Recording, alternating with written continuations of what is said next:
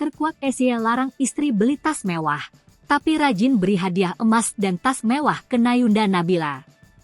Ex-Menteri Pertanian Syahrul Yassin Limpo, SYL, bukan cuma menghadapi kasus korupsi 44 miliar rupiah yang sudah bergulir di persidangan.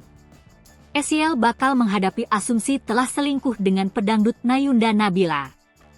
Dalam persidangan yang digelar Rabu, 29 Mei 2024, Nayunda hadir sebagai saksi.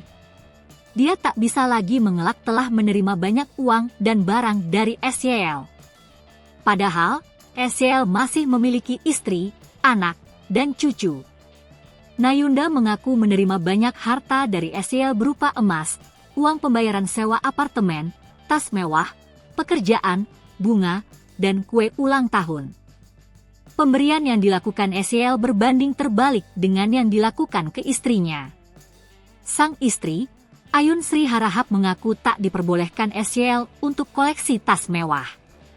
Ia menyebut SYL kerap marah ketika dirinya mengoleksi tas.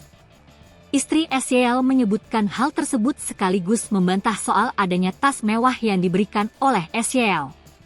Ia menyebutkan itu ketika dirinya menjadi saksi dalam sidang kasus korupsi di Kementan RI dengan terdakwa SYL, Kasdi Subagiono dan Muhammad Hatta.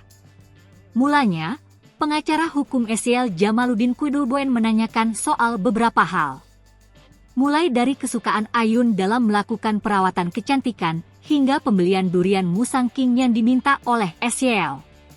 Namun, Ayun mengaku tidak mengetahui biaya perawatan kulit anak dan cucunya lantaran tidak tinggal satu rumah. Ayun kembali menjawab bahwa dirinya tidak mengetahui. Lalu, ia menyinggung usianya yang sudah tidak muda lagi sehingga tak perlu berlebihan untuk perawatan kulit.